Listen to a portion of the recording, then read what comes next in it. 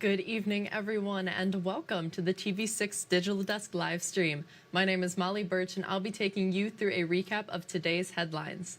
This stream runs every night starting at 8/7 Central Time from Sunday to Thursday. Feel free to comment and ask any questions you have in the chat as you feel like it, and I'll do my best to answer those questions as we go and after the stream as well. With all of that business out of the way, let's take a look at our first story for tonight. Earlier today at Mill Creek Assisted Living Center, the community gathered to trick-or-treat. The Assisted Living Center hosted the event to celebrate Halloween with its residents.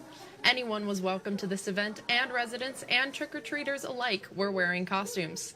An employee said that the residents have been asking all week when they can fill up their candy bowls, and this event is a highlight for the residents. It's very important for our residents to be part of the festivities of the season. They love to see the kids in their costumes. And it's a really nice way for the families to come in and visit their loved ones. About 50 trick-or-treaters visited the center's residents, and this was the last public event that Mill Creek is holding until Christmas time. And a youth hockey team raised some money today. The junior Wildcat U10 AA Squirts hosted a raffle fundraiser today. The raffle was held at Division's Marquette, and baskets featured prizes from different Marquette organizations. The prizes ranged from mittens to hockey tickets to even heated vests.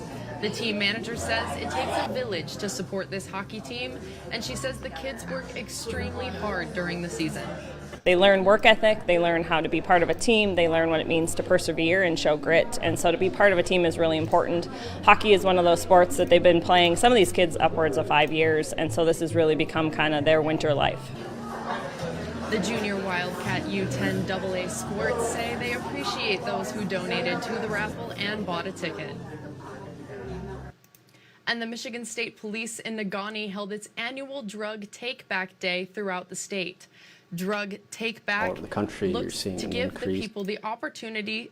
Excuse me, that video was being a little goofy. Let's try this again.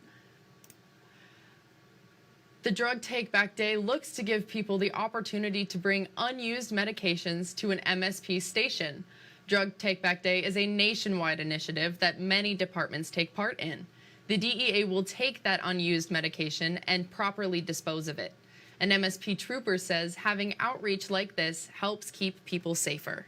All over the country, you're seeing an increase in opiate and opioid misuse and abuse. So if you have these prescriptions in your house that are just languishing and not using them anymore, getting rid of them at the earliest convenience, that's going to eliminate the possibility of that happening.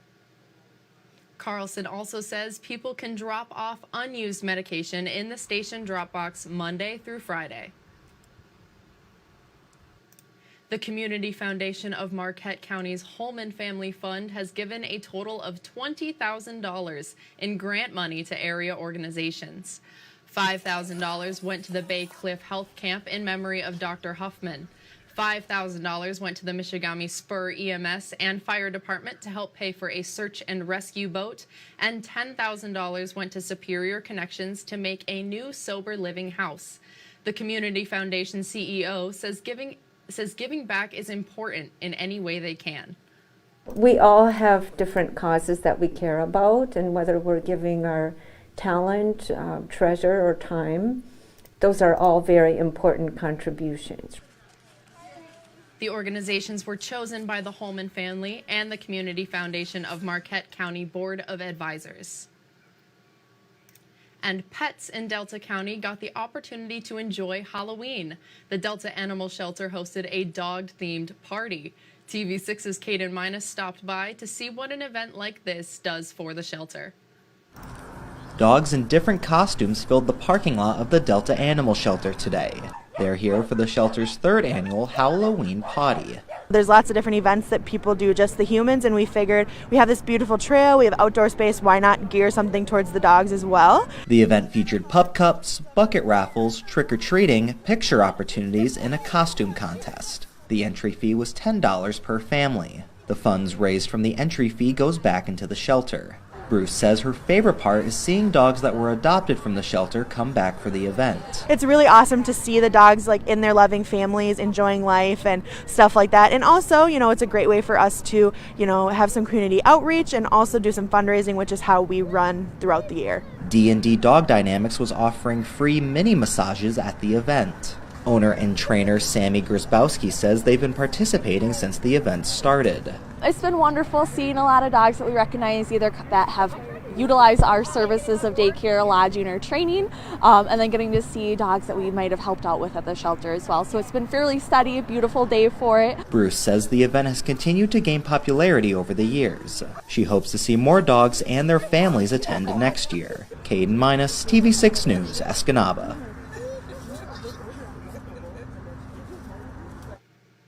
Thank you, Caden. And snowmobile enthusiasts celebrated National Snowmobile Day yesterday in Forsyth Township. This is the Forsyth Township Snowmobile and ATV Club's second year hosting the celebration. There were vendors selling new and used snowmobiling clothes and gear. There was also free popcorn and games and crafts for kids. A representative says her favorite part was bringing people together who enjoy snowmobiling.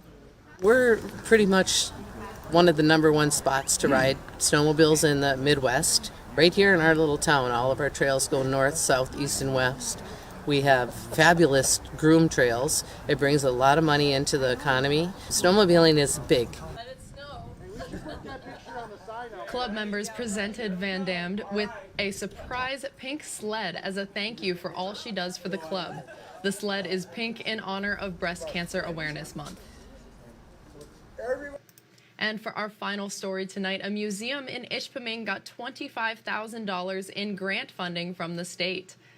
The U.S. Ski and Snowboard Hall of Fame and Museum earned the money from the Michigan Nonprofit Relief Fund, a fund made to help nonprofits during the COVID-19 pandemic. The executive director of the museum says they're looking at expanding other parts of the museum. We're looking for grants for bringing the bathrooms up to ADA standard. We're also applying for money for a children's museum exhibit, and also to make interactive some of the exhibits that we have that are a little aged. Koski says the museum will announce how much the next round of improvements will cost in the spring of 2024. And that's all the stories we have for you tonight. Be sure to tune in tomorrow night, where I'll be here in the same place in the same time. That's 8/7 Central Time with a recap of tomorrow's headlines. If you have a story idea you think we should report on, feel free to contact us at any time. These are a few easy ways to get a hold of both myself and others in the newsroom. And again, you can contact us at any time. We would love to hear from you with your story ideas. Thank you all again for joining me live at the TV6 Digital Desk. Have a good rest of your night.